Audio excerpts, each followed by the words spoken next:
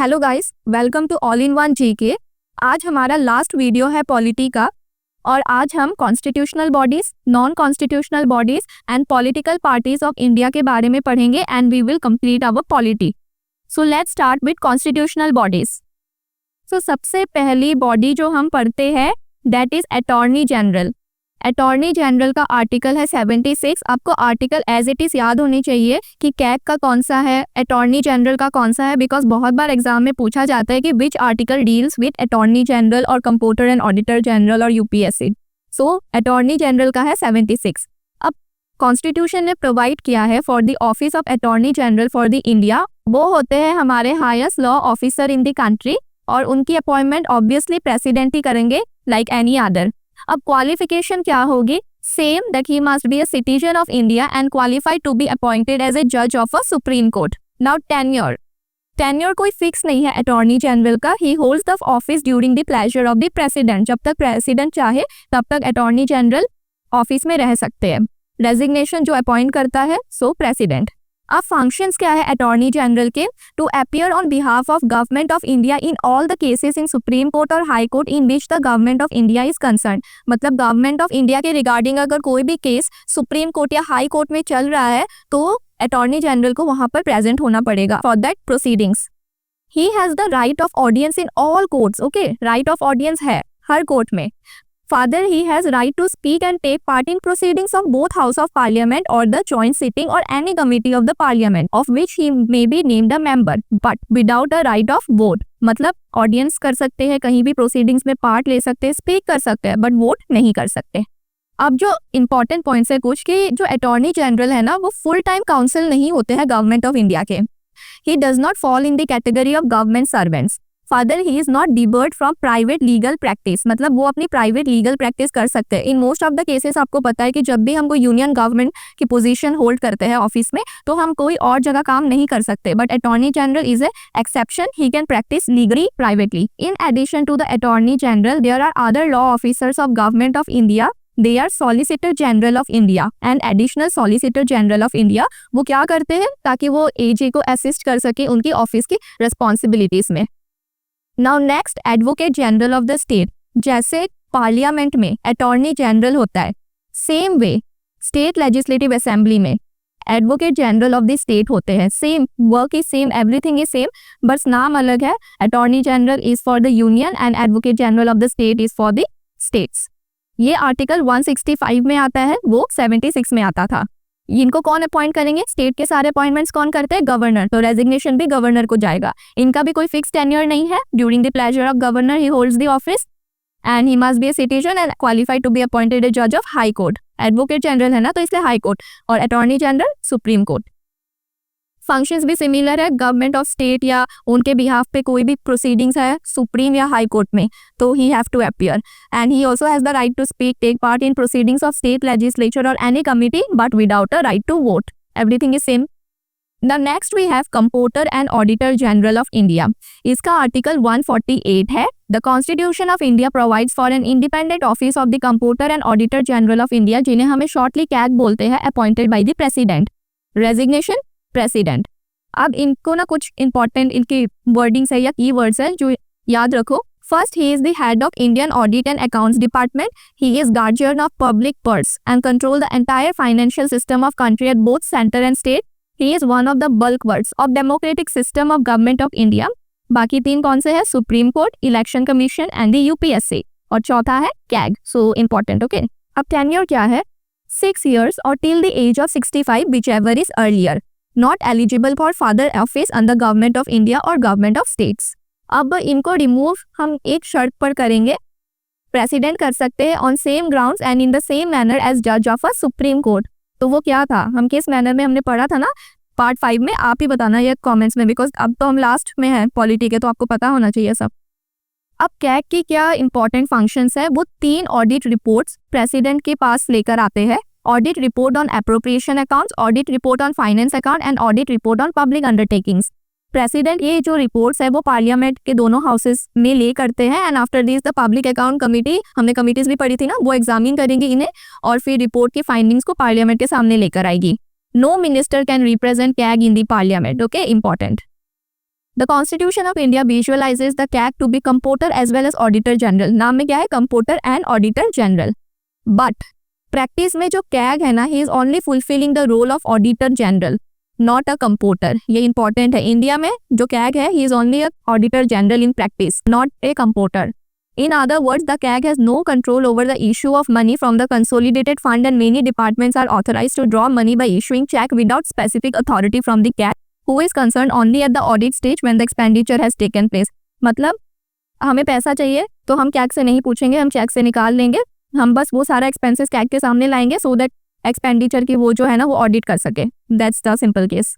Now we have Finance Commission, ये article 280 में आता है of the constitution of India, and इसे हम एक क्वासी जुडिशियल बॉडी बोलते हैं।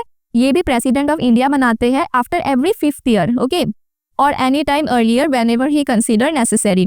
अब इसकी कॉम्पोजिशन इंपॉर्टेंट है। जो फाइनेंस कमीशन है ना, उसमें टोटल 5 मेंबर्स होते हैं, that is a chairman and 4 other members appointed by the president. तो रेजिग्नेशन प्रेसिडेंट को, टेन्योर 5 ईयर्स अभी पढ़ा, और ये एलिजिबल है रीअपॉइंटमेंट के लिए, कैग नहीं है। क्वालिफिकेशन क्या है, जो ये कॉम्पोजिशन है ना कि हमें चेयरमैन और 4 मेंबर कैसे सिलेक्ट करेंगे president. So the chairman should be a person having experience in public affair, and other 4 member a जज ऑफ हाई कोर्ट और 1 qualified to be person who has specialized knowledge of finance and accounts of government, person who has wide experience in financial matters and in administration, and a person who has special knowledge of economics. Functions: Finance Commission has to make recommendation to the President on 2 specific subject matters. और वो कौन से है? पहला है how the net proceedings of taxes should be distributed between union and state, and second on what principle the grant in aids of revenue of state out of consolidated fund of India should be given to the needy states. मतलब यही है कि जो tax वगैरह है वो union और state के बीच में कैसे डिस्ट्रीब्यूट होंगे, और दूसरी बात जो एड है ना, जैसे ग्रांट्स मिलते हैं कभी कुछ हो जाए, तो ग्रांट इन एड्स जो है रेवेन्यूज का, वो कंसोलिडेटेड फंड ऑफ इंडिया से हम कैसे निकाल सकते हैं और नीडी स्टेट्स को दे सकते हैं। अब जो कमीशन है वो अपनी रिपोर्ट प्रेसिडेंट को देगी, और सिमिलरली वो बोथ द हाउसेस में ले करेंगे। Next constitutional body is election commission of India. So जो ECI है ये भी एक परमानेंट और इंडिपेंडेंट कॉन्स्टिट्यूशनल बॉडी है जो आर्टिकल 324 के अंदर आती है। क्या हमें ऑब्वियसली इलेक्शन कंडक्ट करना पार्लियामेंट के, स्टेट लेजिस्लेचर के, office of president and the vice president. अब जो भी मतलब इलेक्शंस है वो सारे तो इलेक्शन कमीशन ऑफ इंडिया करेगी। तो स्टेट इलेक्शन कमीशन क्या करेगा, वो बस पंचायत और म्युनिसिपैलिटीज के इलेक्शन कंडक्ट करते हैं और कुछ नहीं, ओके, बस पंचायत एंड म्युनिसिपैलिटीज। अब कॉम्पोजिशन क्या है, chief election commissioner and other member known as election commissioner appointed by India. So आज प्रेजेंट में एक चीफ इलेक्शन कमिश्नर है और 2 अदर मेंबर हैं जिन्हें हम इलेक्शन कमिश्नर बोलते हैं। तो 3 मेंबर की कमेटी है एट प्रेजेंट, और ये रिसेंटली चेंज हुए थे। आपको मैंने लास्ट टाइम भी पूछा था, इस टाइम भी पूछ रही हूँ, कौन कौन है आप कमेंट्स में बताना। स्ट्रेंथ क्या है, ये स्ट्रेंथ जो है ऐसा नहीं है कि 2 ही मेंबर हो सकते हैं एक्स्ट्रा, कितने भी हो सकते हैं जितना प्रेसिडेंट को लगे कि ठीक है, बट प्रेजेंटली 3 है। क्वालिफिकेशन कोई प्रेस्क्राइब नहीं है कॉन्स्टिट्यूशन में। इनके टेन्योर भी 6 ईयर और 65 whichever is earlier, and resignation to the president. अब चीफ इलेक्शन कमिश्नर को हम कैसे हटा सकते हैं। Chief election commissioner is provided with security of tenure. He cannot be removed from his office except in same manner on grounds as the judge of a Supreme Court। ऐसे नहीं हटा सकते, ओके, प्रोसीजर है।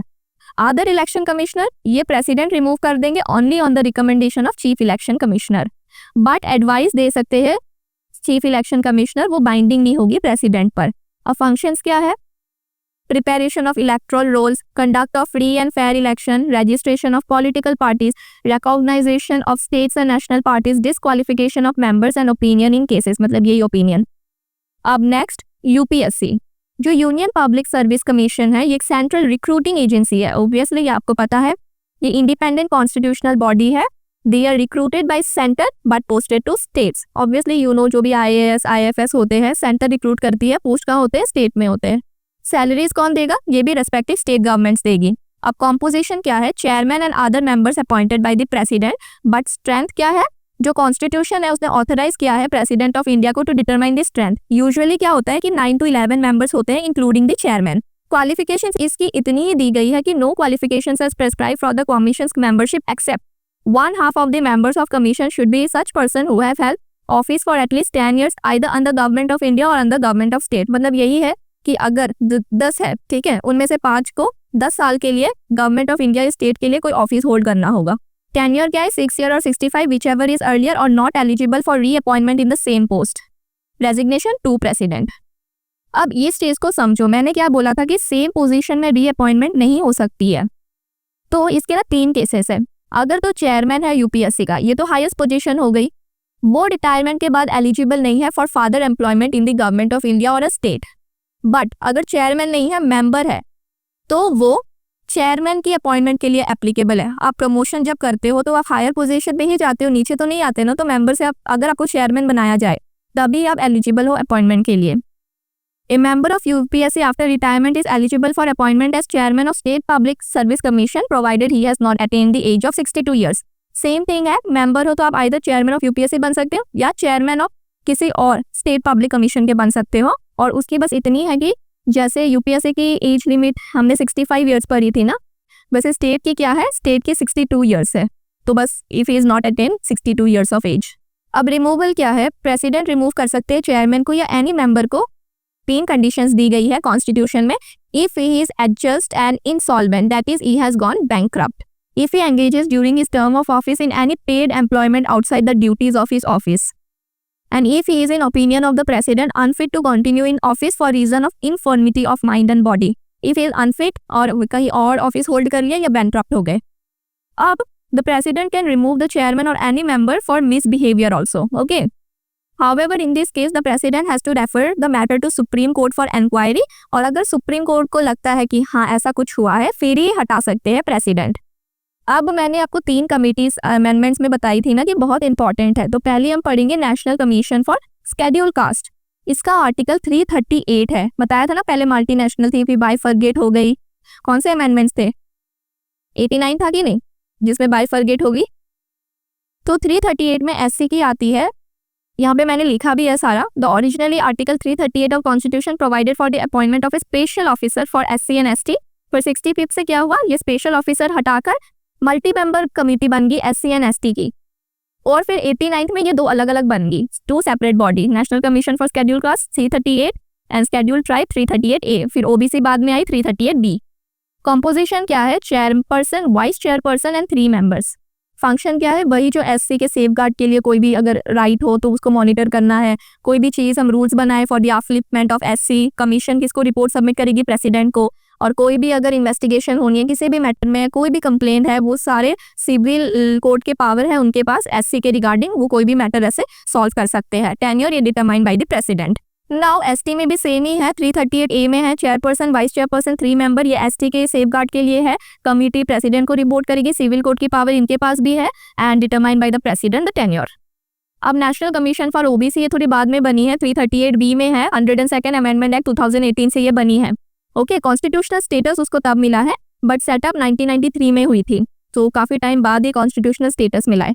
इसमें भी chairperson, vice chairperson, 3 members है appointed by president. ये क्या करेंगे, ये भी सेम चीज़ ही करेंगे, ओबीसी के सेफगार्ड के लिए, उनकी अपलिफ्टमेंट के लिए काम करेंगे। कमिटी रिपोर्ट प्रेसिडेंट को देगी और इनके पास भी सिविल कोर्ट की पावर है और tenure determined by the president.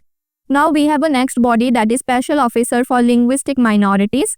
ये जो है ना, ये कॉन्स्टिट्यूशन में पहले नहीं था कि हमें ऐसे कोई ऑफिसर चाहिए, ये बाद में आया है through the state reorganisation commission. इन्होंने रिकमेंडेशन की थी। 7 कॉन्स्टिट्यूशनल अमेंडमेंट एक्ट 1956 से हमने आर्टिकल 350B को पार्ट 70 में ऐड किया है। और क्या बोला है कि there should be a special officer for linguistic minorities and he has to be appointed by the president of India. आपको पता है कि इंडिया में लिंग्विस्टिक माइनॉरिटीज़ काफ़ी सारी है, तो उनके अपलिफ्टमेंट के लिए ये सब हुआ था। और ये चीज़ थोड़ा याद रख लेना, ये थोड़ी अलग है। Okay, this one He is designated as the Commissioner for Linguistic Minorities. Commissioner has headquarter at Allahabad, Uttar Pradesh. 3 regional office है, कहाँ है, बेलगांव, कर्नाटका, चेन्नई, तमिलनाडु एंड कोलकाता, वेस्ट बंगाल। और each is headed by an assistant commissioner. ये मिनिस्ट्री ऑफ माइनॉरिटी अफेयर्स के अंदर आएगी। Easy. अब constitutionally कोई प्रोविजन नहीं सेट किया है कि क्वालिफिकेशन क्या हो, टेन्योर क्या हो, सैलरी क्या है, अलाउंस क्या हो, सर्विस कंडीशन क्या हो, प्रोसीजर फॉर रिमूवल क्या है, कुछ भी नहीं है, बस यही चीज़ बताई है। सो प्रेसिडेंट के पास अथॉरिटी है सारी चीज़ की। Now we have a very recent thing that is goods and service tax council. 101st amendment 2016 से ये चीज़ ऐड हुई है। It's a tax regime and amendment ने नया आर्टिकल 279A इसको ऐड करा है कॉन्स्टिट्यूशन में, और इसका सेक्रेटेरिएट है न्यू दिल्ली में। अब जो यूनियन रेवेन्यू सेक्रेटरी है ना, he acts as the ex official secretary to the council. Composition क्या है, the union finance minister as the chairperson, union minister of state in charge of revenue और finance, and the minister in charge of finance or taxation of any other minister nominated by each state government. Member of council from the state have to choose one amongst themselves to be the vice chairman of the council. मैंने state से एक एक सब choose करेंगे, okay, and वही decide करेंगे term. Union cabinet decide करेगी chairperson of the central board of excise and customs, उनको भी इंक्लूड करना होगा एज अ परमानेंट इनवाइटी, मतलब non voting, okay, to the proceedings. So ये चीज़ें थोड़ी सी मतलब पढ़ना पड़ेगा आपको कि कौन कौन से है. इसमें एक वाइस चेयरमैन भी है, मिनिस्टर इंचार्ज भी है, फिर फाइनेंस मिनिस्टर तो है ही, फिर एक चेयरपर्सन है CBEC का, ओके. ये नॉन वोटिंग है, मतलब टेम्पररी है. अब वर्किंग क्या है, decision of the council are taken at its minister, 1/2 of the total of the member of the council is the quorum, ये तो आपको पता ही है, 1/10 member, okay. Every decision of the council is to be taken by majority of not less than 3/4 of the weighted votes of the member present and voting, मतलब present and voting जितनी भी है उसकी 3/4. Now next we have non-constitutional bodies. हमने constitutional bodies खत्म कर ली है और सबसे important constitutional bodies है, आपको अच्छे से पता होना चाहिए सब कुछ उसके बारे में. नॉन कॉन्स्टिट्यूशनल बॉडीज में हम सबसे पहले पढ़ेंगे नीति आयोग के बारे में. ये एक नॉन कॉन्स्टिट्यूशनल बॉडी है और एक नॉन स्टैट्यूटरी बॉडी है. नॉन कॉन्स्टिट्यूशनल या नॉन स्टैट्यूटरी क्या होता है कि जो एक्ट ऑफ पार्लियामेंट से नहीं बनती है, और जो एक्ट ऑफ पार्लियामेंट से बनती है उन्हें कॉन्स्टिट्यूशनल बॉडी बोलते हैं. सो जो नीति आयोग है ना, इससे पहले क्या बोलते थे हम, प्लानिंग कमीशन बोलते थे ना, आपको पता है 5 ईयर प्लान्स आपने पढ़े होंगे. सो यही कमेटी है जो बनाती थी. बाद में इसको 2015 में इसका नाम चेंज हो गया नीति आयोग. सो इसके चेयरपर्सन कौन है, प्राइम मिनिस्टर ऑफ इंडिया. अब गवर्निंग काउंसिल के अंदर आते हैं chief minister of state, chief minister of UT of Delhi, Puducherry and Jammu Kashmir and lieutenant governors of the UT. अब prime minister is chairperson also comprises of vice chairperson, जो कौन होंगे, prime minister appoint करेंगे. Members full time, they enjoy the rank of minister. Part time member 2 है from leading university research organisation. Ex official member 4 होते हैं from the union council of ministers nominated by the prime minister. और नीति आयोग का full form क्या है, national institute for transforming India. Now we have an important body, national human rights commission. ये एक statutory non constitutional body है जो establish हुई थी through the protection of human rights act 1993. इसको watch dog of human rights in the country बोला जाता है. ये मल्टी मेंबर कमेटी है जिसमें एक चेयरपर्सन और 5 मेंबर्स होते हैं, तो टोटल 6. चेयरपर्सन कौन होगा, retired chief justice of India और जज of a supreme court. Member, अब जो 5 मेंबर है उसमें 1 शुड बी सर्विंग और रिटायर्ड जज of supreme court, 1 should be serving और रिटायर्ड जज of high court. 3 person out of which at least 1 should be an women having knowledge or practical experience with respect to human rights.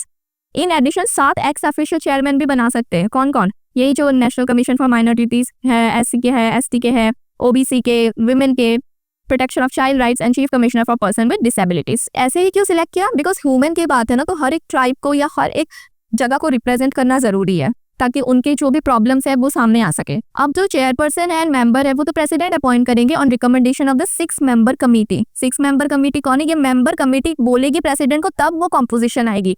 तो कौन कौन होते हैं इस committee में, prime minister as it head, speaker of Lok Sabha, deputy chairman of Rajya Sabha, leader of opposition of both the houses and central home minister. Tenure 3 years है, ये कम है, या the age of 70 years, whichever is earlier. ये eligible है reappointment के लिए.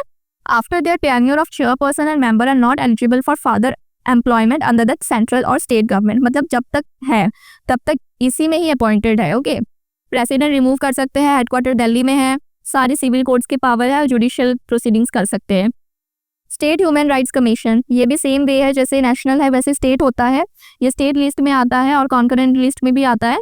And जो स्टेट ह्यूमन राइट कमीशन या मल्टी मेंबर कमेटी है, इसमें चेयरपर्सन है, इसमें 2 मेंबर होंगे. चेयरपर्सन कौन है, रिटायर्ड चीफ जस्टिस ऑफ जज of high court. 1 member should be serving और रिटायर्ड जज ऑफ हाई कोर्ट और डिस्ट्रिक्ट कोर्ट, 7 साल का एक्सपीरियंस होगा उनके डिस्ट्रिक्ट जज को. And 1 member should be a person having knowledge और practical experience with respect to human rights. अब इनको अपॉइंट करेगा गवर्नर ऑन रिकमेंडेशन ऑफ. अब कौन सी कमेटी में कौन कौन होंगे, chief minister at its head, speaker of legislative assembly, state home minister and leader of opposition in the legislative assembly. Chairman and member, ये भी 3 साल और 70 years whichever is earlier the tenure, eligible है reappointment के लिए. But after that tenure the chairperson and member are not eligible for further employment under state government or central government. Although the chairperson and member of state human rights commission are appointed by the governor, they can only be removed by the president. Important, okay? अब central information commission, ये बनी थी 2005 में, non constitutional body है. It consists of a chief information commissioner and not more than 10 information commissioners. Initially 5 होते थे, okay. At present 6 information commissioner है, but not more than 10. ये criteria है, but presently there are 6 only. अब ये को president appoint करेंगे on recommendation of a committee. इनके लिए भी एक कमेटी होती है जिसमें prime minister chairman, leader of opposition in Lok Sabha and union cabinet minister nominated by the prime minister. अब chief information commissioner on and an information commissioner hold the office prescribed by the central government until the age of 65 years or whichever is earlier. मतलब central government बोली उतने time तक या फिर 65 years. Eligible नहीं है reappointment के लिए, प्रेसिडेंट ही रिमूव कर सकते हैं इन्हें. आपने देखा ऑलमोस्ट हर केस में रिमूव प्रेसिडेंट ही करते हैं. अब जैसे सेंटर में थी वैसे स्टेट में भी इंफॉर्मेशन कमिश्नर है, इसमें भी एक chief information commissioner and not more then 10 state information commissioner. इनको अपॉइंट कौन करेंगे? गवर्नर. इनके लिए भी कमेटी होती है. चीफ मिनिस्टर होंगे chairperson, leader of opposition in the legislative assembly and state cabinet minister nominated by the chief minister. अब इनका भी सेंट्रल गवर्नमेंट जो प्रेस्क्राइब करेगी वही होगी central government. Okay, and 65 year and not eligible for reappointment. Central vigilance commission, ये भी एक नेक्स्ट नॉन कॉन्स्टिट्यूशनल बॉडी है. ये क्यों है? Because of preventing corruption in the country. 1964 में बनी थी on the recommendation of Santhanam committee. Important, काफी बार पूछा गया है कि कौन सी हमने कमीशन बनाए हैं under the recommendation of Santhanam committee. ये नॉन कॉन्स्टिट्यूशनल है बट स्टैट्यूटरी, मतलब इसको एक्ट ऑफ पार्लियामेंट से बनाया गया है. अब ये भी मल्टी मेंबर कमेटी है. सेंट्रल विजिलेंस कमिश्नर है, इनके chairperson and not more than 2 vigilance commissioner president appoint करेंगे. ऑन रिकमेंड इनकी भी रिकमेंडेशन होती है, मतलब अपॉइंट करने के लिए भी कमेटी बनाई जाती है कि हम किसे किसे अपॉइंट करेंगे. प्राइम मिनिस्टर हेड है, यूनियन मिनिस्टर होम अफेयर्स के, leader of opposition in Lok Sabha. इनका 4 साल टेन्योर है और 65 whichever is earlier, not eligible for reappointment and president he remove कर सकते हैं. अब CBI, central bureau of investigation in 1963 में बनी थी. ये मिनिस्ट्री ऑफ होम अफेयर्स के अंदर आती थी बट अब ये मिनिस्ट्री ऑफ पर्सनल के अंदर आती है. ये भी संथानम कमेटी के रिकमेंडेशन में बनी है. It is not a statutory body. Motto क्या है? Industry, impartiality and integrity. Important. Okay, CBI का हेड एक डायरेक्टर होता है, वो असिस्ट करेंगे उनको, स्पेशल डायरेक्टर्स और एडिशनल डायरेक्टर. और जो डायरेक्टर होता है ना सीबीआई का, उसका 2 ईयर का टेन्योर होता है. अब इनको जो अपॉइंट करेगी उस किसकी रिकमेंडेशन पे? 3 मेंबर कमेटी होती है. Prime minister as chairperson, leader of opposition in Lok Sabha and chief justice of India और जज of supreme court nominated by him. Him मतलब prime minister. Now next we have Lokpal and Lokayukta. ये एडमिनिस्ट्रेटिव रिफॉर्म कमीशन ने recommend की थी कि हमें लोकपाल और लोकायुक्त चाहिए. ये बेसिकली डील करती है complaints against ministers and secretaries at the central and state level. मतलब मिनिस्टर के अगेंस्ट जो भी कंप्लेन वगैरह हो सेंटर और स्टेट में, ये लोकपाल डील करती है. एंड लोकायुक्त एक सेंटर और एक स्टेट में होती है. ये डील करती है with complaints other than specified higher officials. Okay, अब जो लोकपाल है उनको अपॉइंट भी प्रेसिडेंट ही करते हैं after consultation with chief justice of India, speaker of Lok Sabha and chairman of Rajya Sabha. Lokpal के जो चेयरमैन है वो मैक्सिमम 8 मेंबर्स तक हो सकते हैं चेयरमैन के साथ. And out of which 50% shall be judicial members. तभी ना वो सुन पाएंगे ना कि क्या किसको प्रॉब्लम है and they will give the correct judgement. और 50% of members of Lokpal shall come from SC, ST, OBC, minorities and women, ताकि वो उनको समझ पाए अच्छे से. Selection of chairperson of Lokpal, ये एक सिलेक्शन कमेटी के थ्रू होती है consisting of prime minister, speaker of Lok Sabha, leader of opposition in Lok Sabha, chief justice of India और अ सिटिंग सुप्रीम कोर्ट जज nominated by chief justice of India and an eminent jurist to be nominated by president of India on the recommendation of first 4 member of the selection committee. At last we have political parties of India. अब कुछ important facts हैं. Election commission of India एक constitutional body है जो कि establish हुई थी 1950 में. वही पार्लियामेंट और स्टेट असेंबली के इलेक्शंस कंडक्ट करती है. और पंचायत और म्यूनसिपलिटी के स्टेट इलेक्शन कमीशन, ये तो मैंने बताया था. 61st अमेंडमेंट एक्ट से ये भी आपको पता है कि 21 से 18 ईयर्स हो गई है age. Article 24 power of ECI, 26 universal adult franchise, याद आ रहा है, मैंने पढ़ाया था आपको. अब इलेक्ट्रॉनिक वोटिंग मशीन्स जो EVM है, ये पहली बार परवूर केरला में यूज हुई थी इन 1982. एंड जो VVPAT है, that is voter variable paper audit trials, ये यूज हुए थे नोंगसेंग नागालैंड में इन 2013 फॉर द फर्स्ट टाइम. अब पार्टीज को हम कैसे रिकॉग्नाइज करते हैं? 3 तरह की पार्टीज है, national party, state party and registered और अनरिकॉग्नाइज्ड पार्टी.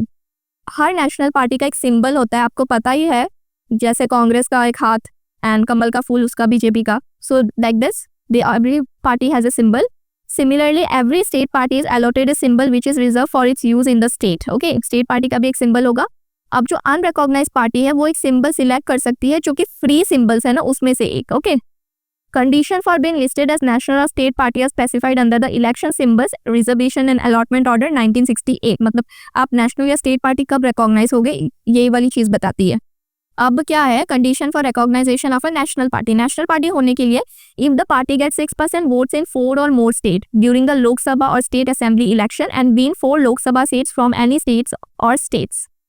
इसका मतलब क्या है कि 6% वोट्स उन्हें 4 या 4+ स्टेट से चाहिए और 4 लोकसभा सीट्स उन्हें जीतनी पड़ेगी, तब वो स्टेट पार्टी बनेगी. दूसरी कंडीशन है कि if the party wins 2% of total Lok Sabha seats, 2%, okay, at general election and those winner come from at least 3 states, 3 state से आए हैं, ओके, अलग अलग, तो फिर and if the party is already recognised as a state party in 4 state, अगर 4 state में state party है तो आ जाएगी नेशनल पार्टी वो। अब इंडिया में ना 6 नेशनल पार्टी है, that is Bharatiya Janata party BJP, Indian national congress INC, communist party of India CPI, Aam Aadmi party AAP, Bahujan Samaj party BSP and national people's party NPP. अब स्टेट पार्टी होने के लिए आपको 6% वोट चाहिए in state assembly election and win 2 seats in state assembly, या फिर आपको 6% vote चाहिए in Lok Sabha election and win 1 Lok Sabha seat, और if it wins 3% seat in state assembly or at least 3 seats whichever is higher, or if it's win 1 lok sabha seat for 25 seats, मतलब हर 25 seats में से एक उनकी सीट है तो, and if it gets 8% of total votes in the lok sabha or assembly election, ये 2011 में add हुआ है। Okay, so we have completed our polity. मैंने सारे पार्ट, सारे स्केड्यूल, सारे अमेंडमेंट्स, बी इट बोरोइंग्स, हमने क्या चीज़ कौन सी कंट्री से बोरो की है, preamble and then part separately, हर एक चीज़, आर्टिकल्स, मैंने सब कुछ इन डेप्थ पढ़ाया है, constitutional, non constitutional, regional parties and everything, जो भी आपको पॉलिटी समझने में आसानी हो, जोनल काउंसिल्स, मैंने सब कुछ डिटेल में पढ़ा रखा है। आप इन वीडियोस को पार्ट वाइज देख लेना, मैंने पॉलिटी की प्लेलिस्ट में अपलोड कर रखे हैं सारे वीडियोस, आपको बहुत अच्छे से समझ आ जाएगा, और रिवाइज करना and you will be able to score good marks. Have a good day, bye.